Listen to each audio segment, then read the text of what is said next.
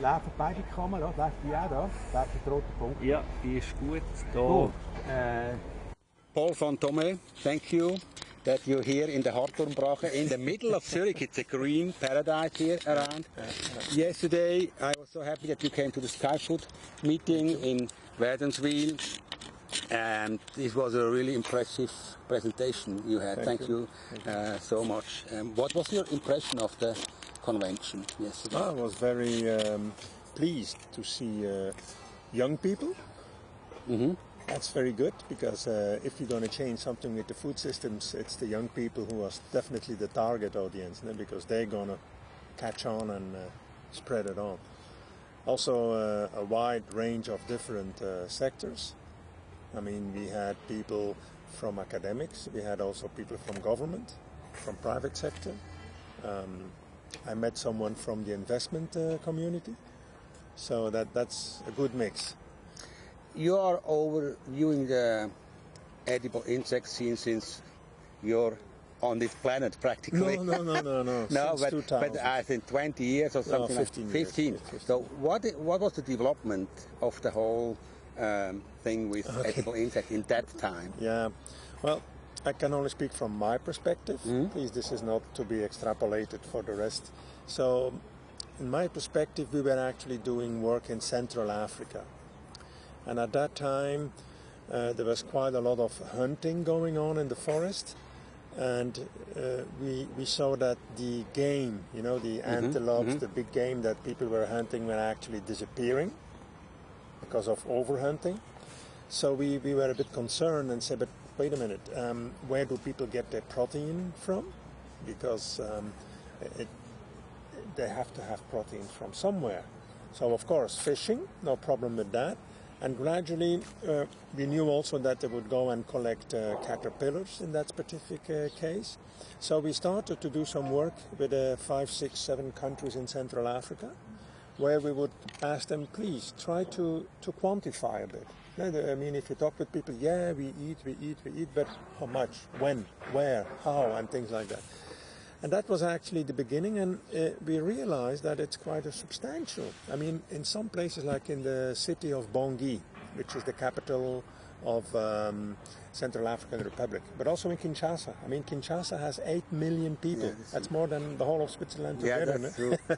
And actually, it's the biggest market for insects in Central Africa, because it's such 8 million people, and they come with their pirogue along the river, and they bring their dried insects, and they dry them in the sun.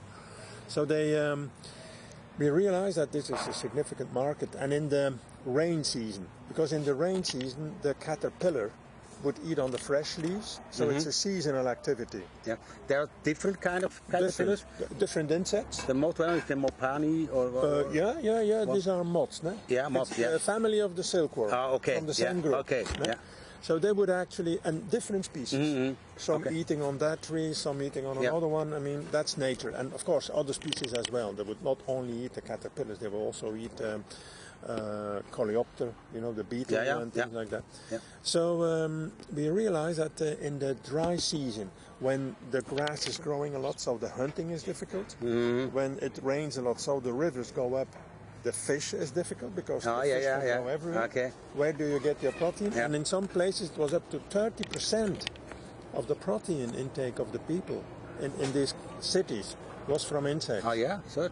Yeah, so that's the nutritive aspect, and that was very good, because they would collect them in the forest, not of course in the cotton fields that have been recently sprayed, because they know that. They would go in the forest, because the chances that there has been some spraying is almost to be neglected. So the other part we discovered is the social aspect.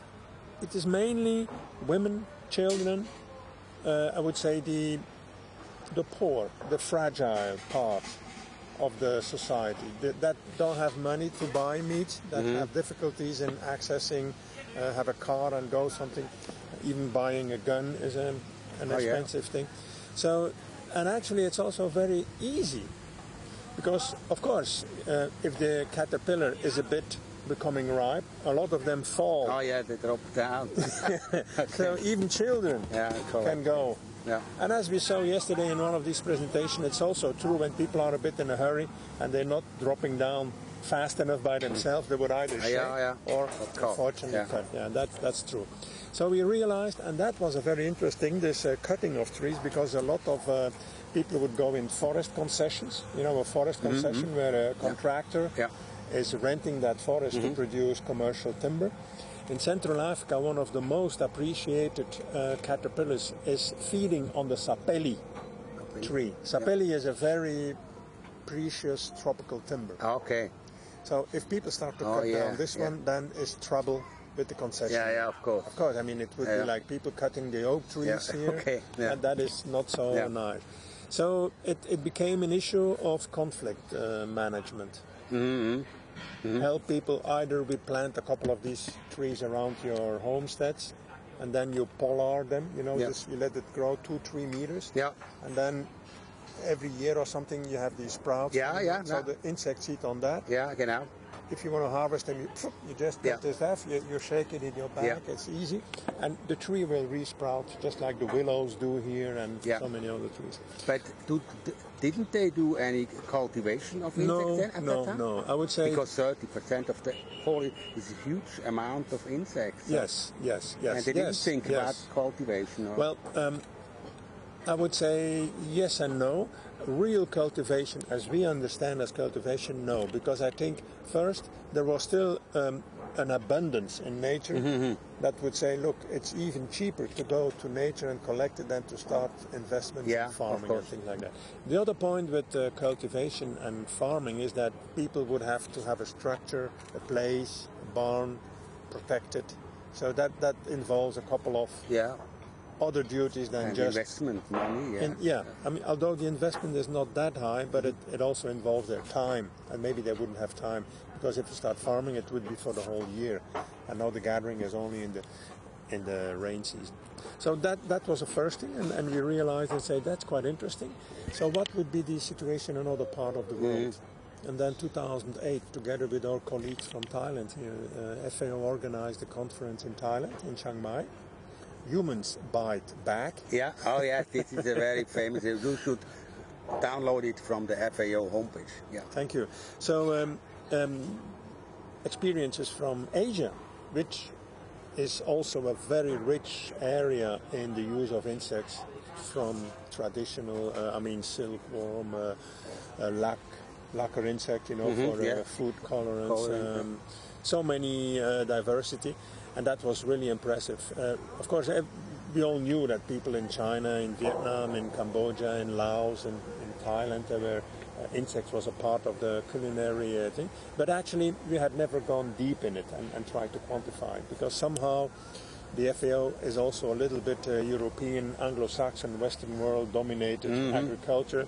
So for them, agriculture development is cutting the forest and putting a cow. Completely disregarding if in the forest people were already using insects to provide them with the same protein anyway. So, now we learned from all these mistakes, and I think the same happened also in Latin America. Then we started with the global expert meeting. So it started to get momentum. And more people became interested, because what was very interesting is that eating insects in many parts of the world was a bit considered as being backwards. It's not progress. This is not progressing your agriculture. And the funds did not go to that. People would consider it's something of the past. Poor man's food. And all these pejorative appellations. So even in the countries where they had that rich tradition, there was. It's a bit changed now, but there was in the beginning that trend to put it away. I mean, come on, let's put the cows in the Friesian Holsteiners. We import them from Netherlands, or convenience food. Cost them a fortune, and they die after 6 months anyway, because they're not used to the climate, to the area, and things like that. So now I think we have been bringing together a lot of people from a lot of different places of the world. So we try to bring them out of the dark, out of their isolation, out of their frustration and sometimes a bit of complexion that they maybe not be in the front line of research. But now we try to explain them this is a very promising technology. So you should not be ashamed of it. On the contrary, we come here to learn from you, because maybe we made a couple of mistakes with our systems, agriculture systems. So, and now it's really becoming a global and Western world, Africa, South America, Europe. It's, I mean, even if you would check the newspapers, you will see in the newspapers, even in this Zuricher Zeitung, everywhere. You were in the newspaper. Yeah, that's so a big topic. And yesterday, I mean, we were at the hotel and at dinner with our Thai friends. We were asking the waiter and the cook if he were, and the interesting is that they say, okay, no, we will not eat it. Yeah.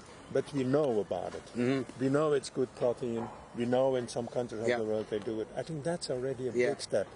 It was no more considered as being, no. Well, personally, some people would say no, in the same way as some people eat fish, other people would not eat meat or eggs. I mean, everyone has his personal preferences. So it became a bit more of that, from something which is really backwards, to something, okay, you know, some people eat it, but maybe I'm not up yet, or whatever, but I fully accept it. I think. And what is your view of the regulatory system, of the government issue with the food laws and all that stuff? Do you think it's going in the right direction, or is something well, we have to wait and wait and wait? No. You mean from a global perspective? Yeah, also from a European perspective now, because this is now going on very intensely. Right. Well, to be very honest and to be fair with all those countries that do respect entomophagy, the insects gathering, because it's gathering in the developing world, like in Kenya, Zambia, South Africa, insects were recognized by the legislators of these countries as being game. Yeah. In the same way, if you go and ask for a game license to shoot buffalo or to shoot antelope or something, if you want to collect insects, you also have to apply for a game, because they consider it wildlife. Okay. So the whole thing fell or falls under the wildlife, with the applications applicable to wildlife. Yeah. So they already had categorized in the legal system. That's fine. I would say in the Western world, insects did not fail in any legal framework, except as a nuisance. If it's in our food, it's a contaminant. If it is in the farming area, it's a pest, so we have to get rid of it. That attitude, even in the Western world, is now gradually changing. I mean, well, Switzerland, you know much better than I think very recently they have taken that very progressive attitude in opening up some of that regulation. Of course, it's a beginning. We're all fully aware of that, and every step is an important step, particularly if you start walking. That's what Mao said, no? The long march also started with one step. No? You should never forget it. So there is a process that, of course, will evolve step by step, according to the context of the country, the needs of the people, the preferences and things like that. And it's just like the traffic legislation. I mean, traffic legislation 50 years ago, when 2 or 3 cars were running around in Zurich, I think it was a bit different than what it is today. So it will evolve according to development in the food sector, in the feed sector, in the pharmacological sector, in the plant protection sector, and so on. And what's the difference to the other situation, the global situation of the regulatory system? Are there other developments in other countries? Yes. We see. It depends. For example, in the European Union, which is very important for Switzerland, because you're actually surrounded and imports, exports, it's all important. So there is now, the European Union is fully aware of it. It's among their priorities in the Directorate General 6, which is Santé, the consumer, that's where it falls under consumer protection. So it's among their priorities. It's really an important issue because of the pressure. Because of the pressure from consumers, because of the pressure from feed industry, because of ecological reasons. People who said, but something is going wrong in our traditional livestock with all these antibiotics and things like that. I mean, this is not very fair to the life and the health of population. So we should actually be honest and look at it objectively. with no preset minds or lobbying intention, but objectively. So yes, so the European Union, of course, 27 countries getting together is not an easy thing. We are only sitting with 3 people here. Imagine 27 here. Yeah. So they have instructed the European Food Safety Agency of Parma, which is the official, to make a risk analysis, a kind of a first step consultative process in which they want to have a bit more of validated information, because it's normal. A legislator, if he has to make a law or something, he prefers to have as much as validated information from a wide sector of stakeholders as possible. Because do you have an influence there as a FAO? FAO participated in that, and that report in the sessions of the EFSA. Yeah. FAO. I think the report is about to be officially presented to the DG6 in September. One of these days. I mean, in the coming days. Are you optimistic that they do something to introduce insects in Europe? Okay. Of course, because it's not a technocrat that is deciding what I'm going to eat in my plate. I'm deciding. I'm a consumer. I'm going to the supermarket. I'm not going with the directive of the European Union Commission in Brussels that say you should buy this and this. No, I go to the supermarket and I buy what I like. So it's the consumers who are driving it. So if there are more and more people who are I would say, interested in the topic, and also, I would say, purchasing the products. The distribution will follow. The legislators will have to follow. Okay. I mean, look at legal aspects, reglementation for raw fish, sushi. 50 years ago, was there anything on that in Switzerland? No. I have no idea, I don't know. But now there are sushi bars.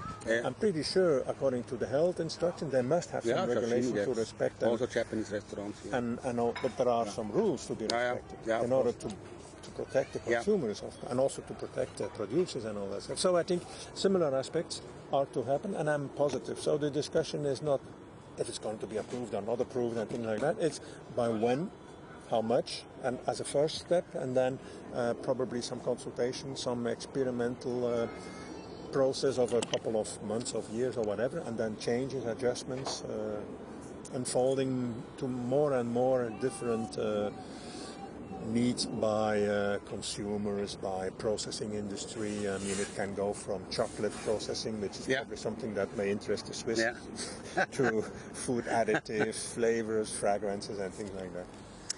You also mentioned that 10 years ago, at meetings like this, there would be another kind of spirit. Can you explain? Yes, that's very optimistically said. Talking about insects, the danger. First, they would actually refuse within a food security meeting or, let's say, international conference. If the proposal came from our group to say something about insects, I think we really had a difficulty in order even to be accepted on the agenda. Okay. Right. So that has gradually changed. And for what reason then? What's the background of it? I think ignorance, completely not knowing. I mean, simply not knowing. And what you don't know, you're afraid of. And I can understand if you have to organize a conference and you have to make sure that the financial issues and people have to pay to register and things like that. So I think I can understand that if they would say, oh, they're going to talk about insects. Oh, no, I'm not going to go there. I'm not going to pay a registration for that and go somewhere else. So that 10 years ago was still an issue, I think. Last year we organized together with the University of Wageningen a conference in Netherlands, the first international conference. I think the early bird registration, I forgot the price, was around 400 euro.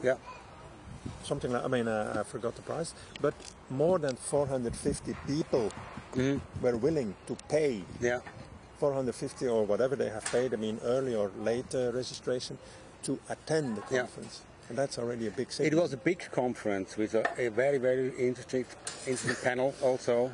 A lot of interesting excursions also included, yes. And you participated? So, no, I couldn't. I was so mad about that I couldn't go there. But if you happen to make another one, a second one, are you planning about that? There are plans on that, yes. Okay. Yes.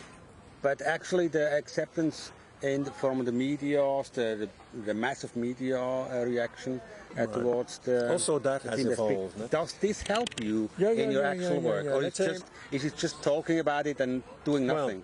Well, it also has evolved. In the beginning it was almost like what we call in the summertime, there's really not much thing happening and you have to fill the newspaper because, you know, people are on holidays, so they have that kind of articles. We are a little bit funny. Saure Gurkenzeit, sagt man bei uns. Genau. I don't know the word in English. It's the same. I mean, so and in the beginning, I still remember one in 2004, which is really interesting. We just had published this study on Central Africa about the importance of insects in the protein supply of these people. Which is, I mean, we're talking about people, we're not talking about jokes, but it's people. And then some journalists would say, oh yeah, FAO found a solution for the Africans. Now they're all going to eat insects. Just to ridiculize it, without any respect for these people.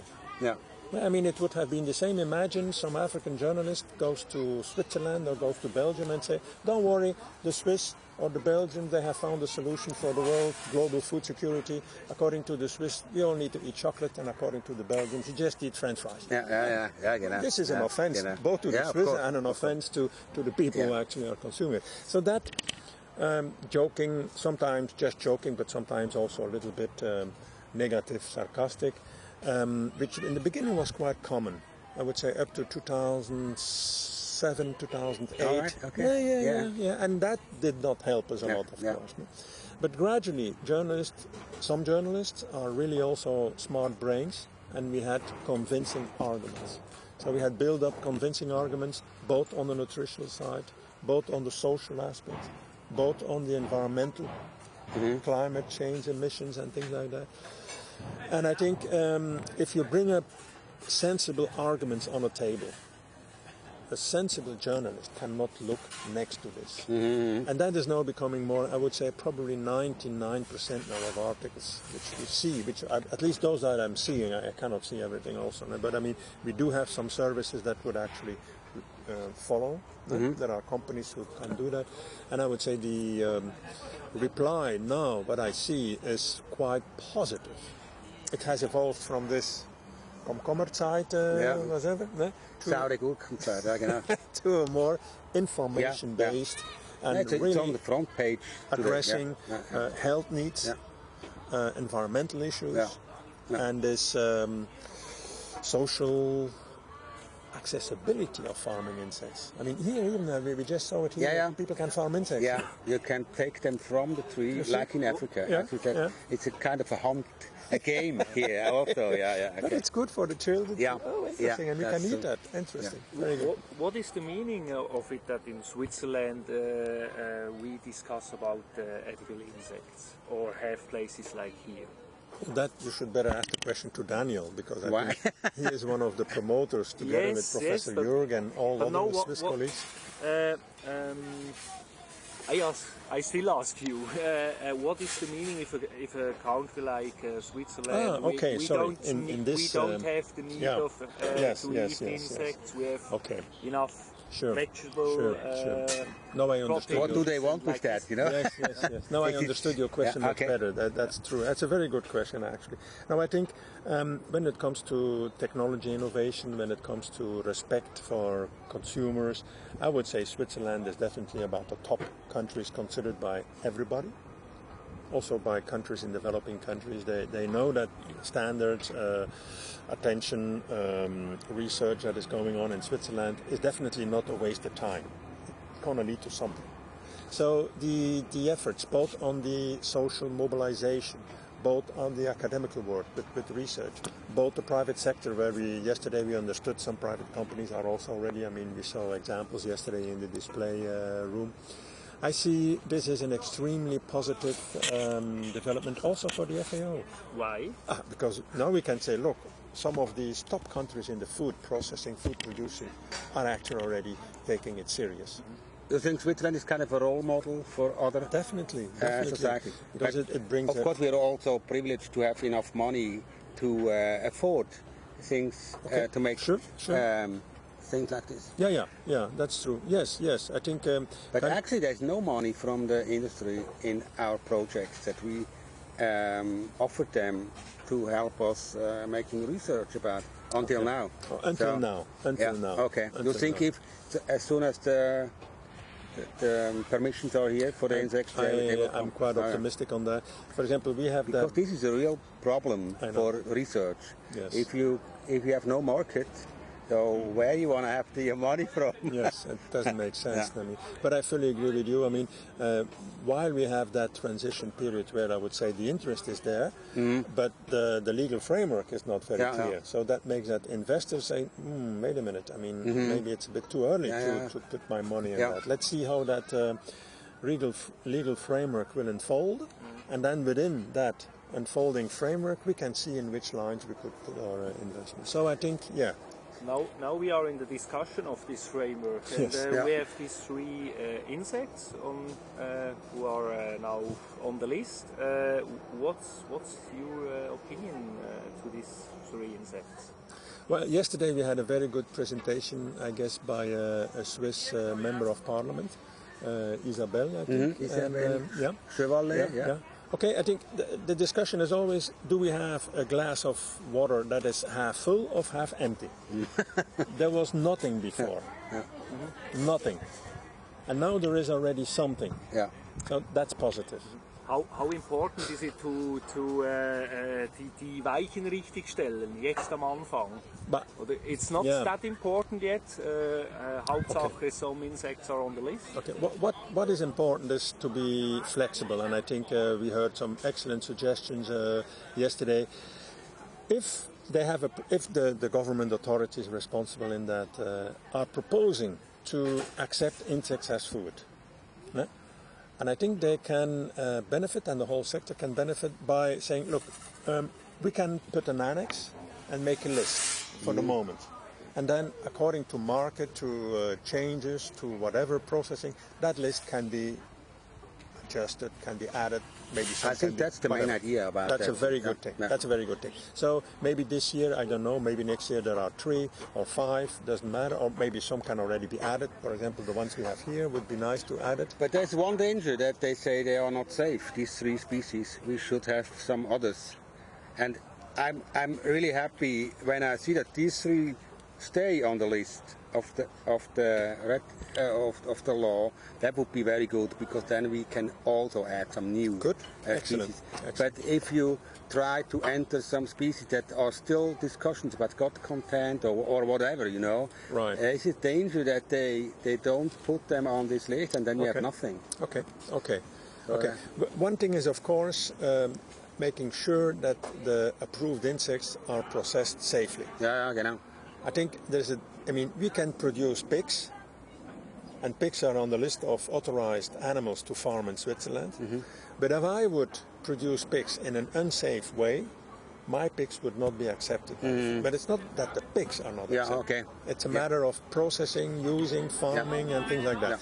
I think there are already several systems, and I'm sure it can be improved, and I'm sure, because we had a nice presentation about Swiss technology and food processing and all that stuff, I'm pretty sure that the Swiss know-how in food processing can actually tackle that problem once it has been approved. Because otherwise, why would you invest your time in anything if something is not sure? You wait till it's approved. That's the problem. Face it. We're going to fix it. That's it.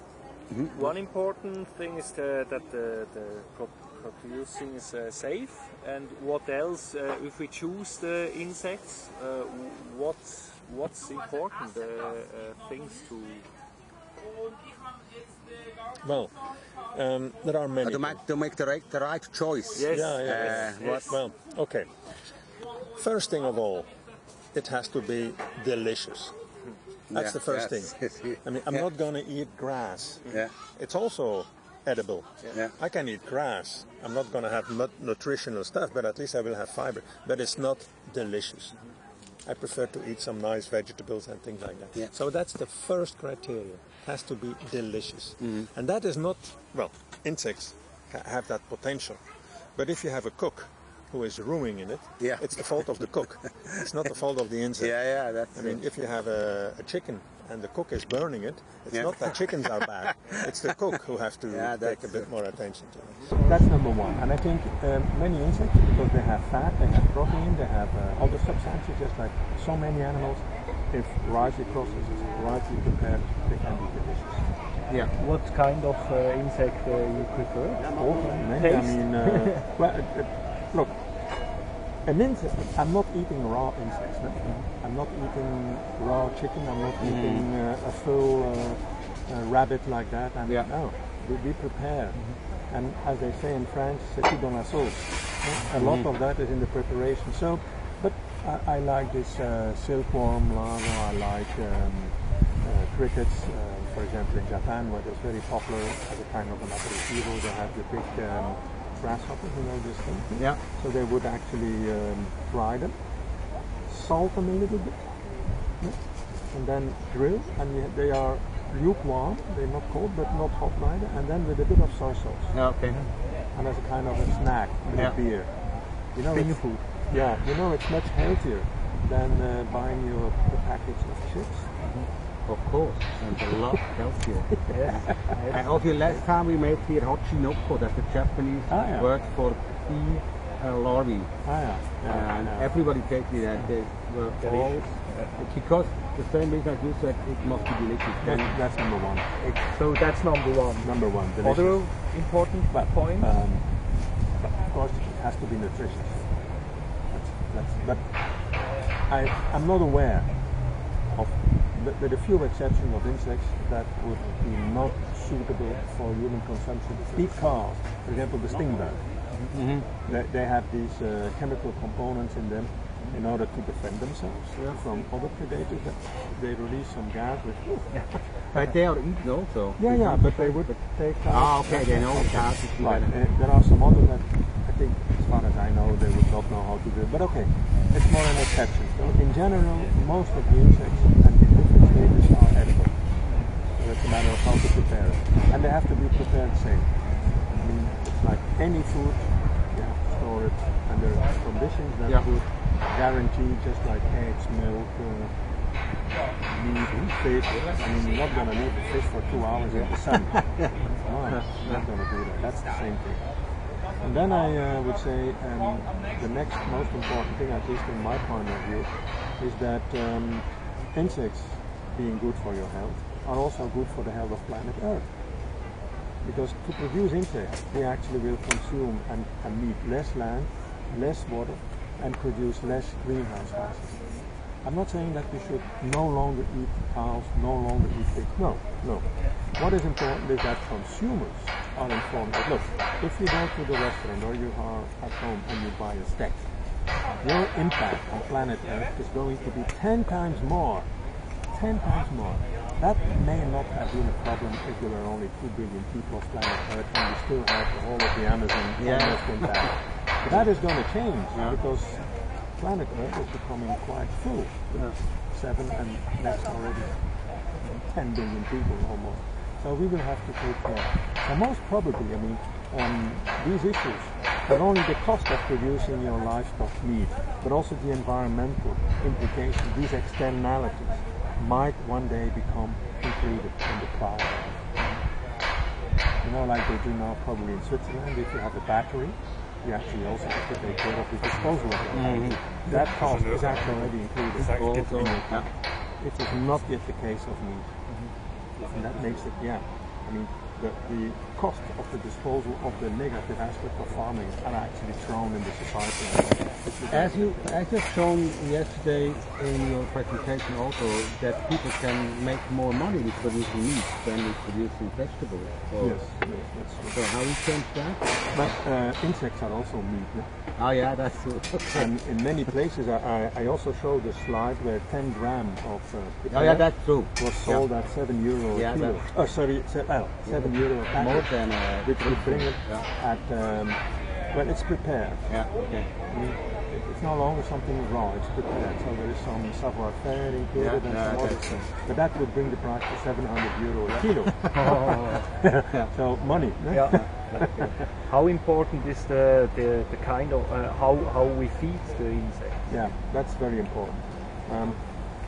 We are what we eat. If we eat rubbish, we're going to get sick. That's as logic as it is. If we're going to raise pigs and chicken on rubbish, burn plastic, this thing, that, these pigs are going to be terrible. Sick, probably even poisonous to eat. So with insects it's the same thing. Insects are what they eat or what they are being given to eat. So if we give them quality material according to the species, because one species would eat leaves of that tree, another species is eating something else. So it all depends, because there's more than 1 million species of insects. So you can imagine there's always a type of waste that there will be a group of insects available for, which we don't have with the cows. You cannot send the cows in the middle of the desert. They have nothing to eat there. So farming insects offers a social and economical perspective to a much broader array of people on this planet. So the entry barrier to become a producer of insect meat is much lower than for pig meat, for cow meat, or even for large-scale vegetable proteins such as soybean farming and things like that. So that means that and we're going to have a significant, well, still a significant part of people when we will have 10 billion people on this earth, which will be poor. Not everybody can work in an air-conditioned factory and things like that. There's going to be still a lot of people who will have to rely on themselves to become in the social economy. And insect farming has more potential for them to do that, for their own consumption, to sell as a street food, like in Thailand, so common in Bangkok. That's a very social impact, very social impact. Because what do we see with the other industrial scale livestock, pig farming, chicken farm? I mean, they have chicken farm with more than 1 million chickens in it. Investments which are, I could not even start with that, even with a UN salary. So the entry farm, but I can start farming insects even in my garage. When I'm retired, I can farm my own insects. It's not difficult, it's not rocket science. I mean, it's not like making this camera. Nature basically, we are basically copying what nature is doing already before humans already appeared on Earth. At the beginning you started talking about Africa. Did it change there also? The recognition of insects, or only in the West now? Yes. I would like to answer that with a very, very nice recognition we once had from a country delegate at the FAO meeting. From a country, Nigeria, a big important country, more than 120 million people living there. So we're not talking about a couple of people, we're talking about, that was an official government representative who said, I'm so grateful to the Food and Agriculture Organization in that case, because you guys have brought up a topic officially on an agenda where we were ashamed to bring it up. Okay. Because we would have been considered maybe backward, maybe people start laughing in the room or things like that. And they say we really feel this is very good because already because of this commercialized agriculture, westernization of diets, because also in Africa people like to eat McDonald's and things like that. This has not stopped it, but this has been a very strong argument for these people to revalue their own traditional. So we should go there and tell them that we would like to eat insects as Swiss people. So they would be happy to hear it. Love it. Then they will buy your chocolate. Okay. Probably not the insects, but the chocolate. Okay. Die ZHW, sie konzentriert sich jetzt auf Insekten, die nicht mit Grundnahrungsmitteln gefüttert werden. Das ist ja for us it's very important that we have these restrictions and they go back to your report. Actually, you go further in English or in German?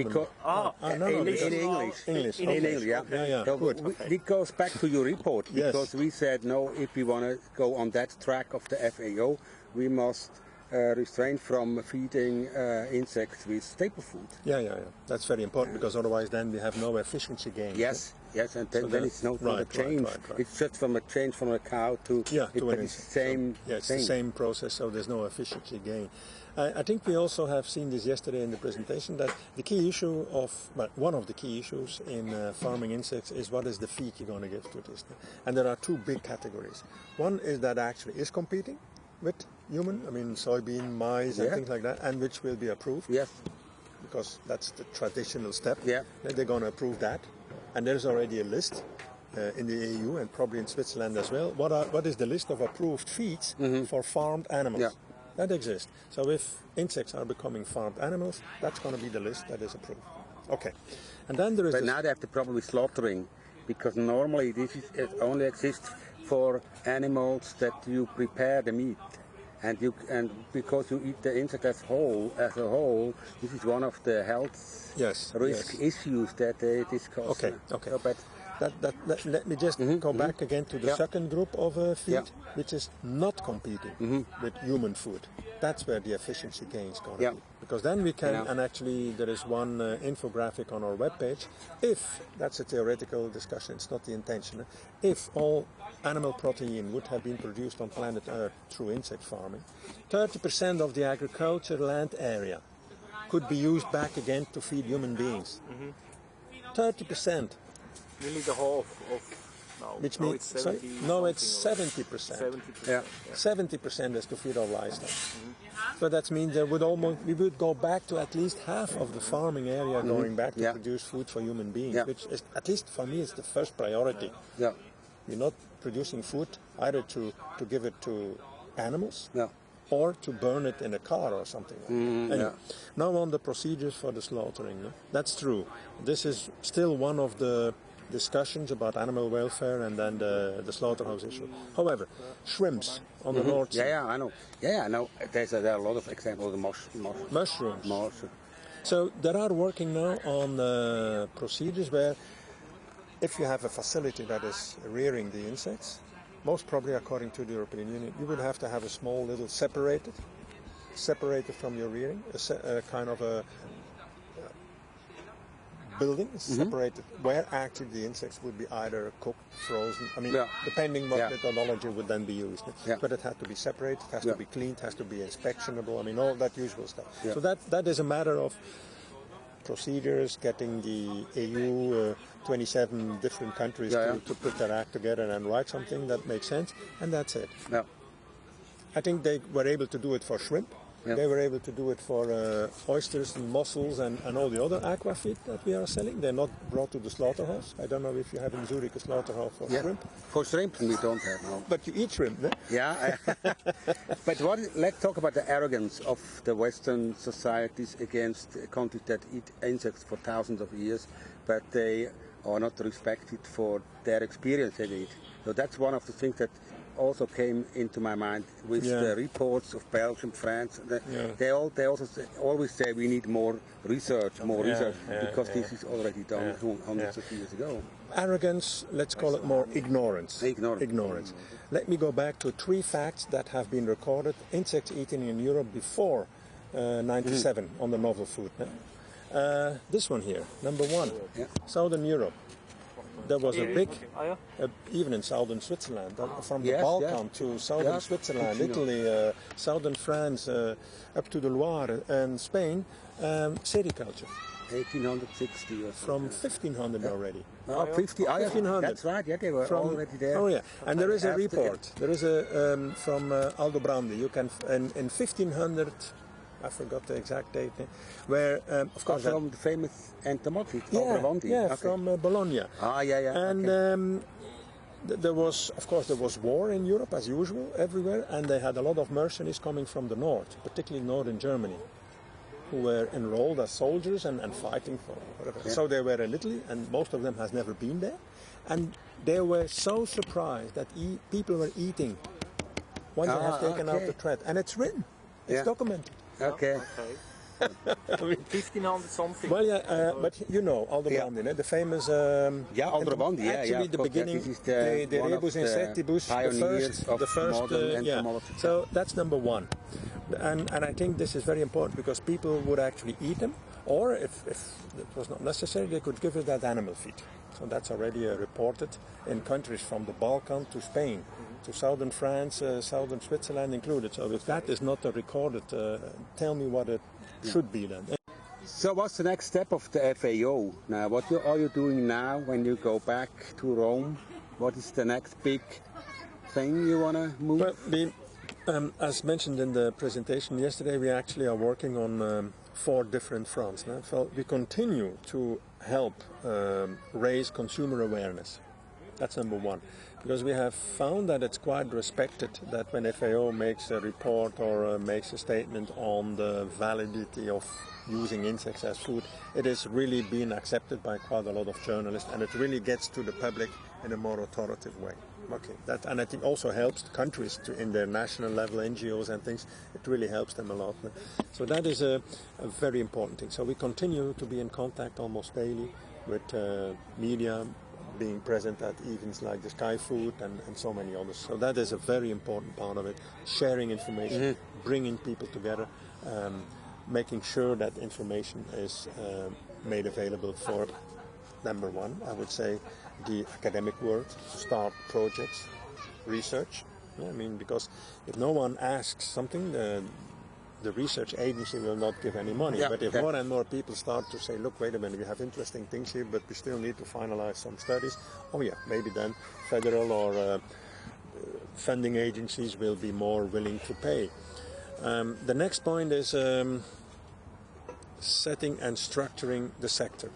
That means expert meetings, bringing people, because there was nothing in the beginning. I mean, that is just the startup work. We help. I mean, now there is a kind of a international federation of insect producers. There is a Swiss Federation of Insect Producers also. Is there already? Oh, no, that is an interest group. An interest group, okay. For insect as food in Switzerland. That's an interest group. Very good. I mean, but so we feel that with the work of FAO and with all the meetings and the networking we do, we have been participating and a strong element in structuring and making these federations, making these interest groups work and justify them with the materials they need to go to whatever door for money. Then, of course, we work with legislators.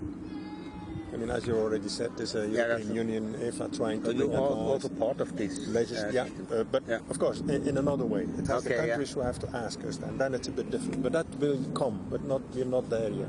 And what is with the agricultural industry? Do they react? I mean, 70% of the arable land is used by them. So what do they think about your ideas? Yeah, as usual. Well, it's not my idea.